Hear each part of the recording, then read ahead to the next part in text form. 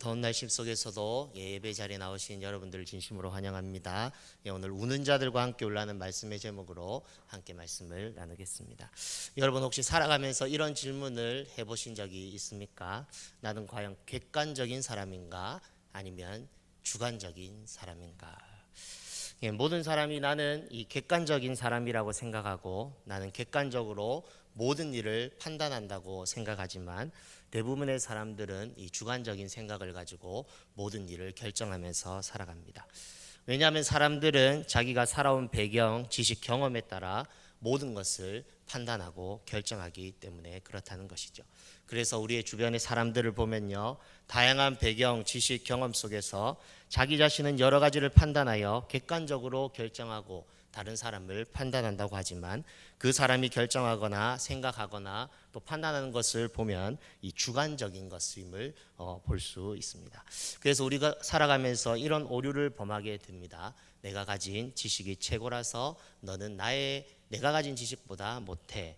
그리고 내가 가진 경험이 최고이기 때문에 너가 경험한 것은 내가 경험한 것보다 못해. 또 내가 가진 배경, 그것이 최고이기 때문에 내가 가진 배경보다 너는 못해. 그러면서 객관적이지 않는 생각으로 나와 다른 사람들의 삶을 판단하며 또한 평가하며 그들의 삶을 변화시키려고 한다는 것입니다. 그 사람이 있는 모습 그대로를 인정해 주는 것이 아니라 자기의 판단과 기준과 잣대로 다른 사람을 조정하려고 한다는 것이죠. 그러나 이것은 매우 위험한 일입니다. 왜 그렇습니까? 그것은 하나님, 우리의 창조주이신 하나님을 도외시한 자기가 하나님이 되어 하는 일이라는 것이죠. 그래서 이러한 사람들은 교만하여 다른 사람을 판단함으로 자기는 판단의 대상이 아니라 판단의 주체자가 되어서 다른 사람을 판단함으로 교만한 일을 한다고 볼 수 있습니다. 그러나 이런 사람들은 이러한 일을 교만한 일이라고 생각하지 않습니다. 오히려 당연한 일이라고 생각하고 자기가 많은 지식을 가졌다면 또 좋은 배경에서 자랐다면 또 좋은 경험을 하였다면 그것을 따르는 일이 옳다고 생각하고 모든 사람이 그 기준과 잣대에 따라 살아가기를 원하고 있습니다. 그러나 성경은 어떻게 말하고 있습니까? 그러한 일, 나의 시각으로 다른 사람을 판단하는 일, 내가 정해놓은 기준과 판단 기준에 따라 모든 사람이 판단받아야 되는 그 모든 일은 잘못된 일임을 말하고 있습니다. 왜냐하면 하나님께서 각 사람에게 부여하신 일이 있고 또한 그 배경과 살아온 배경과 지식과 경험을 통해 하실 일이 있는데 자기의 주관적인 관점으로 다른 사람을 높은 마음으로 판단하기 때문에 그렇다는 것입니다. 전통은 좋습니다. 지식도 좋습니다. 또 경험도 좋습니다. 그런데 내가 가진 그리고 내가 경험한 그리고 내가 가지고 있는 것이 모든 것이라고 전부라고 생각할 때 우리는 살아가면서 심각한 오류에 빠지게 된다는 것이죠. 우리가 살아가면서 왜 싸움이 일어납니까? 그것은 내가 가진 기준이, 내가 가진 잣대가 옳다고 생각하기 때문에, 그것이 맞다고 생각하기 때문에 서로 생각이 맞지 않으면 싸우게 된다는 것입니다. 그러나 하나님의 백성들은 어떻게 살아야 됩니까? 각 사람의 삶을 포괄적으로 이해하고 또 품는 사람이 되어야 합니다. 그리고 각자의 삶을 이해하고 사랑하는 삶을 살아야 됩니다. 내가 가진 한계의 기준을 뛰어넘어서 다른 사람의 삶을 이해하고 돌보는 그런 삶의 자리로 나아가야 한다는 것이죠. 인간에 대한 더 넓고 깊은 시각으로 서로의 삶을 이해하면서 살아가는 사람이 하나님의 백성의 삶이다, 그리스도인이다, 이렇게 볼 수 있습니다. 여러분은 지금 어떠한 자리의 삶에서 살아가고 계십니까? 다른 사람의 삶을 볼 때에 나의 기준과 잣대에 맞지 않으면 그 사람은 제껴두고 그 사람은 판단의 대상이 되어버리고 그 사람은 좀 이렇게 못한 사람이 되어버리고 이렇게 살아가고 계십니까? 아니면 그러한 사람도 하나님께서 창조한 하나님의 형상대로 지어진 하나님의 백성이니까 그 사람을 받아들이고 품는 자리에 계십니까? 하나님께서는 어떤 사람을 기뻐하실까요? 제가 믿기로는요, 다른 사람을 아버지의 마음으로 이해하고 그리고 아버지의 마음으로 사랑하고 또 그러한 사람을 인정하고 또한 그 사람이 어떠하든지 간에 그 사람의 있는 모습 그대로를 받아주는 사람을 저는 기뻐한다고 생각합니다. 오늘 본문에 보면 이 빌닷이라는 인물에 대해서 나옵니다. 이 빌닷은 누구입니까? 예, 수아 사람으로 욥의 친구입니다. 우리가 욥기 2장에서 보았듯이 욥의 고난을 보고 위로하던 자가 이 수아 사람 빌닷입니다. 빌닷이 욥기 2장에서는요, 이 고난을 당한 욥을 보고 슬픔을 당한 욥을 보고 그 슬픔의 자리에 함께하여서 그 친구를 위로하면서 그의 곁에서 함께 슬픔을 나누는 그러한 모습들을 봅니다. 그러나 오늘 본문에 나오는 빌닷은 어떻게 하고 있습니까? 계속되어지는 욥의 고난 속에서 그 고난이 그냥 되어지지 않았을 거야. 반드시 무슨 이유가 있기 때문에 그 고난이 찾아왔을 거야. 이 논리를 가지고 말하기를 시작한다는 것입니다. 빌닷은 자기가 가진 신학 논리를 가지고 욥의 삶을 하나씩 판단해 나가기 시작한다는 것이죠. 누군가의 삶에 다가갈 때 어떠한 논리, 자기가 가진 기준, 잣대를 가지고 나아가는 일은 매우 위험한 일입니다. 왜냐하면 우리는 모두 하나님 앞에서 죄인이고 오류투성인 사람이기 때문에 그렇습니다. 그러나 빌닷은 우리가 모두 하나님 앞에 죄인된 사람이고 오류투성인 사람임에도 불구하고 자기 자신도 죄인이라는 오류투성이라는 입장에서 벗어나서 욥의 삶을 자기가 가진 기준과 잣대로 판단하는 것을 볼 수 있습니다. 4절 말씀처럼요, 욥의 자녀의 잘못으로 욥이 고난을 당했고 또한 욥이 하나님 앞에서 어떠한 죄를 지었기 때문에 하나님 앞에 재앙을 당하게 되었다, 이렇게 말하고 있다는 것이죠. 그러나 욥기서를 읽어보면 어떻게 욥이 재앙을 당하게 되었습니까? 욥에게 당한 고난은 왜 일어나게 되었습니까? 욥이 하나님 앞에 온전하고 정직하고 하나님을 경외하며 악에서 떠났음에도 불구하고 하나님의 허용하심으로 욥에게 재앙과 고난이 임하게 되었다고 성경은 말해주고 있습니다. 지금 욥의 고난은 욥의 죄 때문이 아니라 사탄의 시험으로 하나님의 주권 안에서 이루어지는 하나님의 테스트였다는 것이죠. 그러나 빌닷은 어떻게 욥의 고난을 이해하고 또 욥에게 설명하고 있습니까? 그것은 죄 때문에 이렇게 되었다는 자기의 논리와 자기의 기준과 잣대를 가지고 욥을 판단하고 있는 것을 볼 수 있습니다. 3절 말씀을 보시면 이런 말을 하고 있습니다. 하나님이 어찌 정의를 굳게 하시겠으며 전능하시니가 어찌 공의를 굳게 하시겠는가. 즉 빌닷은 하나님이 정의롭고 공의로우시기 때문에 죄를 짓지 않으면 재앙이 임하지 않는다 말하고 있다는 것이죠. 그러면서 욥을 죄인으로 몰아세우고 있다는 것입니다. 그러나 이것이 정당합니까? 아닙니다. 빌닷은 하나님이 하시는 일을 전혀 이해하지 못한 채 자기가 가진 논리로, 자기가 가진 기준으로, 자기가 배워온 잣대를 가지고 욥의 고난을 해석하고 판단하고 있다는 것이죠. 그러면서 이런 말까지 하고 있습니다. 5절 6절을 같이 한번 읽어보겠습니다. 시작. 내가 만일 하나님을 찾으며 전능하신 이에게 간구하고 또 청결하고 정직하면 반드시 너를 돌보시고 내 의로운 초소를 평안하게 하실 것이라. 욥에게 빌닷이 이렇게 말하고 있다는 것입니다. 사실 이 5절 6절에 나오는 이 말만 놓고 볼 때 빌닷의 말이 틀렸습니까? 빌닷의 말은 전혀 틀린 것이 아닙니다. 그러나 빌닷은 다른 사람의 삶을 자기의 시각에서 판단하고 하나님이 하시는 일에 대한 이해 없이 말하고 있는 것이 빌닷의 잘못이었다는 것이죠. 빌닷이 참 하나님이 하시는 일을 알았다면 어떻게 해야지 마땅합니까? 욥기 2장에 나오듯이 욥을 위해서 울어주고 하나님께서 긍휼을 베푸시도록 그를 위해서 기도해주고 그 슬픔의 자리에 함께해 주는 것이 마땅합니다. 그러나 빌닷은 욥이 당하는 고난을 자기가 가진 잣대로 판단하고 이렇게 하라 저렇게 하라 조언하고 있다는 것이죠. 사랑하는 여러분, 다른 사람을 향해서요 이렇게 하라 저렇게 하라 조언하는 것은 너무 좋습니다. 또한 중요합니다. 그것을 통하여서 다른 사람이 변화되기도 합니다. 그러나 그것을 말하는 사람의 태도가 말을 듣는 사람의 삶에 대한 공감 없이 말을 할 때는 아주 조심해야 한다는 것이죠. 우리는 종종 이런 일을 행한다는 것입니다.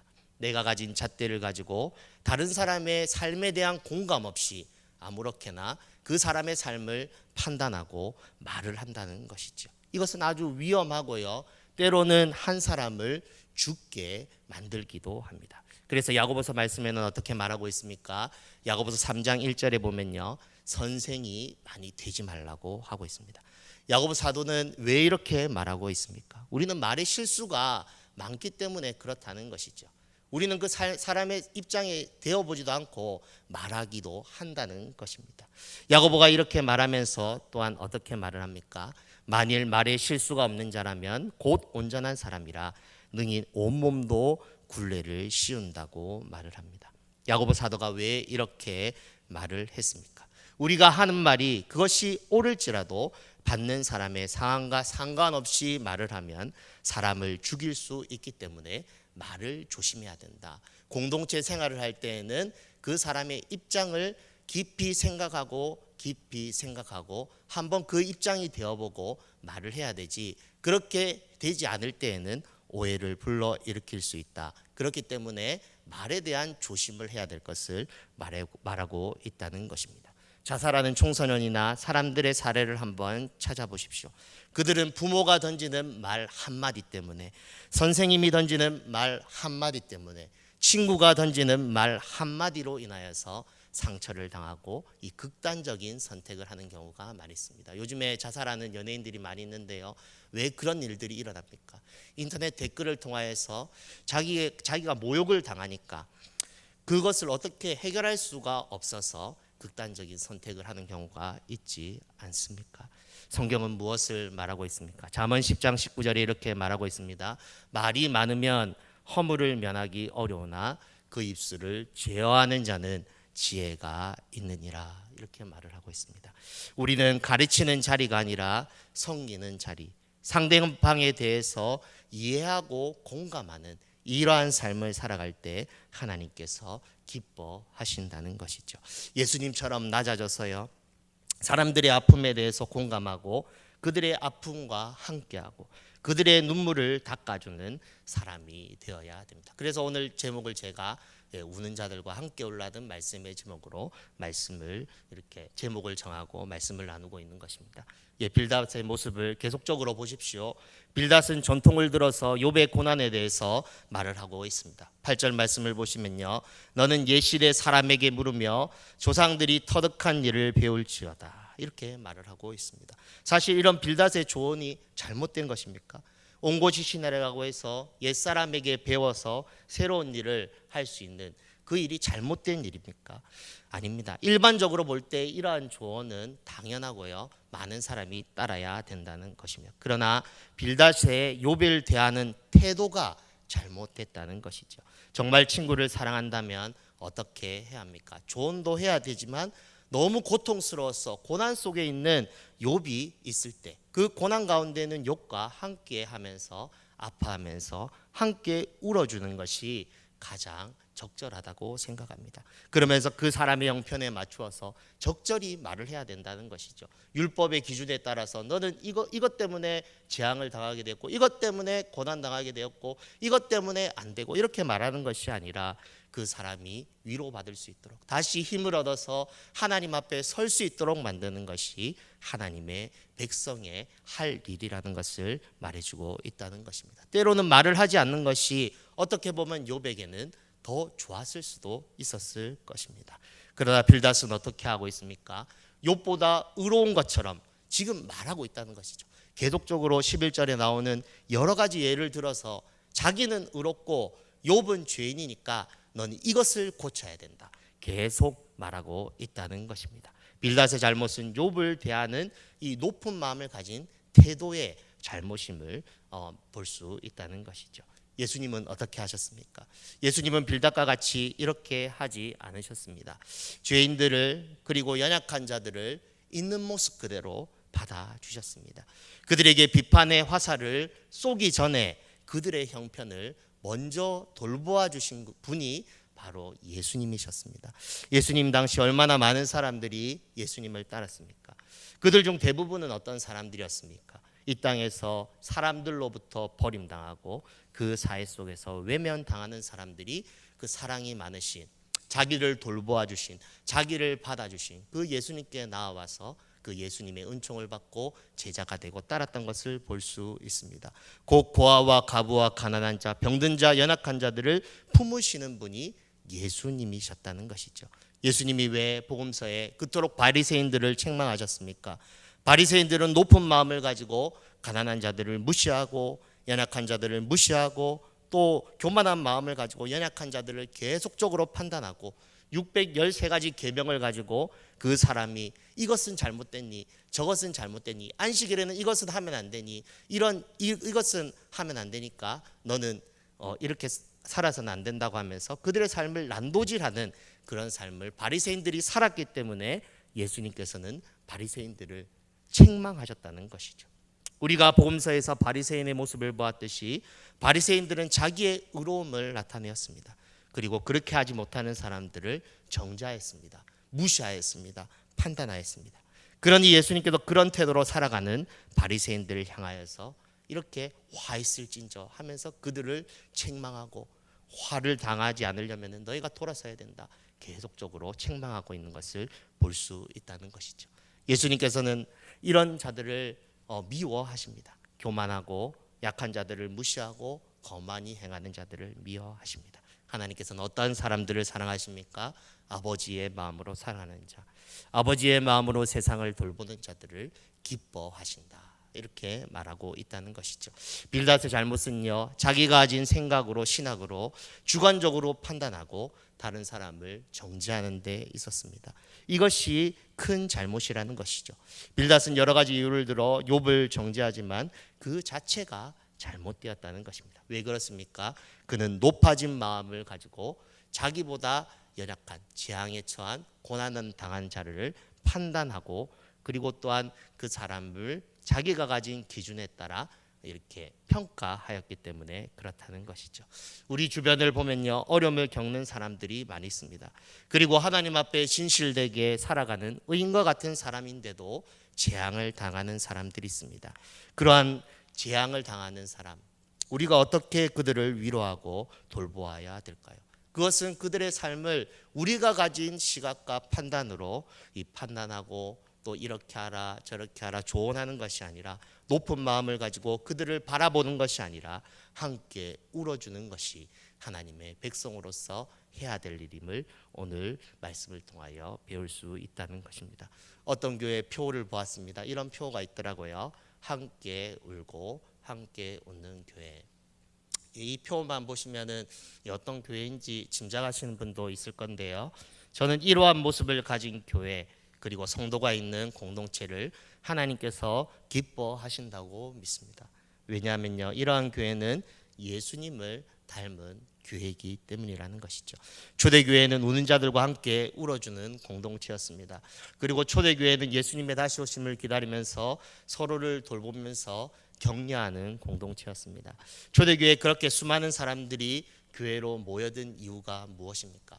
초대교회 간증타는요, 연약한 자, 약한 자, 병든 자에게 관심이 있었다는 것이죠. 사도행전 7장을 읽어보시면은 집사들을 세워서 헬라인들을 도우는 것을 볼 수 있습니다. 초대교회 공동체는 폐쇄적인 공동체고 야만적인 공동체로 많은 사람들의 오해를 받고 있었지만 그리고 비난받았지만 왜 그토록 많은 사람들이 교회로 들어와서 예수 그리스도의 복음을 듣고 또 그 복음은 널리 전해진 것일까요?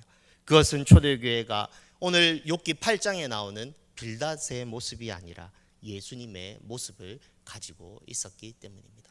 예수님이 진정 머리가 되시고 그 모든 성도들은 손과 발이 되어서 예수님께서 지시하시는 대로 예수님께서 행하신 복음서에 기록된 그 많은 사건들대로 살았기 때문에 많은 성도들이 많은 사람들이 초대교회로 모여들 수 있었다는 것입니다. 산상수훈의 말처럼 오리를 가자고 하면 십리를 가고 오른편 뺨을 치면 왼쪽 뺨도 되는 그런 모습이 이 교회 안에 있었기 때문에 초대교회는 고난 가운데도 성장할 수 있었다는 것이죠. 일화를 보면요, 전염병이 돌 때, 우리와 같이 코로나 같은 전염병이 돌 때 이 그리스도인들이 장례를, 믿지 않는 사람들의 장례를 많이 치러줬다고 합니다.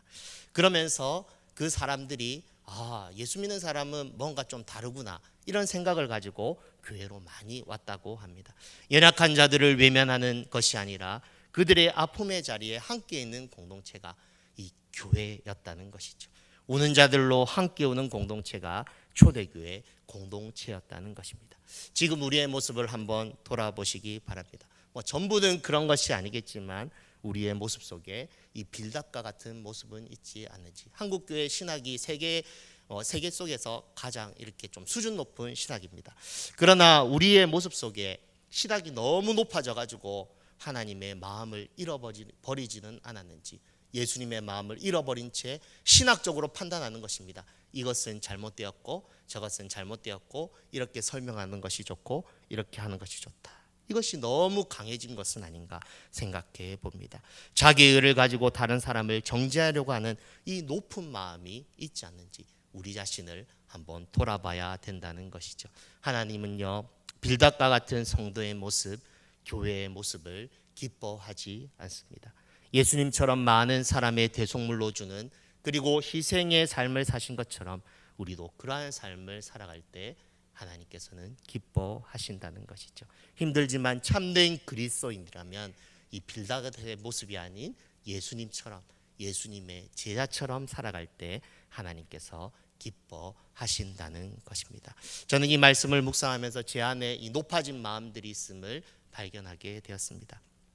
그리고 하나님께서 이 말씀 가운데 이 겸손할 것을 요청하시는 하나님을 보았습니다. 그러면서 내가 진정 회복해야 될 것이 무엇인가, 잃어버린 것은 무엇인가, 다시 한번 저를 돌아보게 되었습니다. 만약 우리가 이 빌닷의 모습을 너무 강하게 가지고 있다면 나 자신을 한번 돌아봐야 된다는 것이죠. 우리가 어떤 모습을 회복해 나가야 될 것인가. 사랑하는 여러분, 우리는 고난에 빠진 자를 향하여 비난의 화살보다 사랑의 마음으로 다가가야 합니다. 예수님의 마음으로 다가가야 합니다. 로마서 12장 15절의 말씀처럼요, 우는 자들과 함께 울 수 있는 그런 그리스도의 삶의 모습을 가져야 됩니다. 우리는 지금 어려운 코로나 상황을 보내고 있습니다. 이러한 상황에 처해 있을 때 우리는 어떤 시각으로 이 이웃을 바라보고 또한 나라들을 바라보고 살아가야 될까요? 그것은 우는 자들과 함께 울라는 그 하나님의 말씀처럼 예수님의 마음을 가지고 살아가야 된다는 것이죠. 내 안에 신학적인 잣대가 너무 높아졌다면 예수님의 마음을 다시 회복하여서 그들에게 나아가는 것이 하나님의 뜻이라는 것입니다. 재앙을 만날 때 구약의 말씀처럼 빌닷의 말처럼 회개해야 됩니다. 하나님의 말씀처럼 하나님 앞에 엎드려 기도해야 됩니다. 그러나 우리는 나 자신을 향해서는 회개의 말씀을 적용하되 타인을 향해서는, 다른 사람을 향해서는 사랑으로 나아가는 것이, 예수님의 마음으로 나아가는 것이, 고난 당하는 자들을 위하여서 눈물로 나아가는 것이, 우는 자들과 함께 울면서 나아가는 것이 하나님의 뜻이라는 것이죠. 한동안 매스컴에서 이런 문제가 회자되었던 적이 있습니다. 일본에 지진이 났을 때요, 그 나라를 바라보고 한국에 있는 많은 사람들이 우상 숭배하는 나라, 저 나라가 저렇게 지진을 만났다, 이렇게 말을 많이 했습니다. 그래서 하나님의 심판을 받았다. 우상 숭배하니까 저렇게 하나님의 심판을 받았지, 우상 숭배하지 않아야 될 텐데, 이렇게 말을 많이 했습니다. 지금도 이런 시각이 우리 가운데 있다는 것이죠. 코로나로 인해서 이렇게 온 세상에 퍼져 있으니까 이렇게 하나님의 심판을 받아 이렇게 되었다. 폭우가 많이 쏟아져서 이재민이 나타나니까 저곳은 하나님께 심히 범죄하여서 그런 재난과 고난을 받았다, 이렇게 생각하는 경우가 있다는 것입니다. 빌닷처럼 우리가 신학적인 잣대로 그들의 그 아픔에 동감하지 아니하고, 아픔에 공감하지 아니하고 신학적인 판단을 가지고 그들이 죄 때문에 그렇게 재앙받았다, 그렇게 바라보는 시각이 있다는 것이죠. 그러나 우리가 성경을 볼 때요, 하나님 앞에 이런 시각을 가지는 것이 과연 옳을까 다시 한번 생각해 봅니다. 우리는 욥기 말씀을 보아서 다른 사람이 재앙 당할 때 우리는 어떻게 해야 되는지 다시 한번 우리 자신을 돌아봐야 된다는 것이죠. 빌닷과 같이 나의 어떠한 신학을 가지고 다른 사람을 판단하고 있지는 않는지, 또한 그렇게 말을 하면서 나아가고 있지 않는지, 내 마음속에 예수님의 마음은 잃어버린 채 살아가고 있는지 한번 돌아봐야 된다는 것입니다. 누구나 비판할 수 있습니다. 그러나 우리는 어떤 말씀의 잣대로 다른 사람을 비판하는 것이 아니라 아픔 당하는 자들을 향하여 사랑의 손을 펴는 것이 그리스도인의 할 일이라는 것이죠. 심판은 오직 하나님만 하십니다. 하나님의 백성은 하나님의 자리, 그 심판의 자리에 있어야 되는 것이 아니라 예수님처럼 낮은 자리에서 섬기는 곳으로 나아갈 때 하나님께서 그러한 모습을 기뻐하신다는 것이죠. 우리는 복음서에 가늠하다가 잡힌 여자에 관한 이야기를 잘 알고 있습니다. 모든 사람이 가늠하다가 잡힌 여자를 향하여서 돌을 들어 율법에 따라서 이제 치려고 하였습니다. 그러나 예수님께서는 어떻게 하셨습니까? 우리가 다 알고 있듯이 땅에 뭔가를 막 쓰시면서 너희 중에 죄 없는 자가 먼저 돌로 치라 이렇게 하십니다. 그러니까 어떻게 합니까? 사람들이 다 떠나가는 것이죠. 그러면서 이제 여자 홀로 남았습니다. 그때 예수님께서 그 여자에게 어떻게 하십니까? 다시는 죄를 짓지 말라 이렇게 말씀하십니다. 이것이 하나님의 방법이라는 것이죠. 예수님의 은혜를 받은 여인이 예수님의 은혜를 받고 난 후 어떻게 살았을까요? 나중에는 예수님을 따르며 자기와 같이 아픔을 당하는 자들을 위로하며 격려하며 살았다는 것입니다. 예수님의 은혜가 너무 커서 다른 사람들의 형편을 알고 그 섬기는 자리에 있는 모습이 이 가늠한 여인의 모습이었다는 것이죠. 이런 말이 있습니다. 가난한 자가 가난한 자의 마음을 알고 병든 사람이 병든 사람의 마음을 안다. 즉 그 상황에 처해 보지 않고는 그 사람의 형편을 알 수 없다는 것이죠. 어려운 상황에 처해 보아야지 그 마음을 안다는 것입니다. 제가 병원에 있을 때 아주 귀중한 경험을 했습니다. 손가락 인대가 다쳐서 병원에 입원했는데요. 모든 사람이 이거 팔을 다치고 발을 다치고 이렇게 하니까 서로 이렇게 도와주는 것입니다. 그 병뚜껑을 따지 못하니까 두 손으로 못 따잖아요. 그러니까 두 손이 온전한 사람이 그것을 따주고, 또한 발이 온전한 사람은 이제 식판을 들어서 날라주고, 이렇게 서로 도와주는 그런 일들을 보았습니다. 서로의 아픔을 아니 서로 도와가면서 섬기니까 그 모습이 참 아름다웠습니다. 이것이 진정 그리스도인의 모습이 아닐까. 나의 약함을 인정하고 예수 그리스도 안에서 서로를 돌보는 이 모습이 참된 그리스도인의 모습이 아닐까 생각해 봅니다. 사랑하는 여러분, 아무쪼록 오늘 욥기 8장의 말씀을 통하여서 꼭 기억하시기 바랍니다. 하나님께서는요, 높은 마음으로 남을 판단하는 자리가 아닌 하나님의 마음으로 우는 자들과 함께 울고 사랑으로 섬기기를 원하십니다. 우리가 고난당하는 이 세대 속에 우리 교회가 무엇을 해야 될지, 어떻게 살아가야 될지 우리 이 시간 결정하고 나아가는 저와 여러분이 되기를 주의 이름으로 축복합니다. 기도하겠습니다.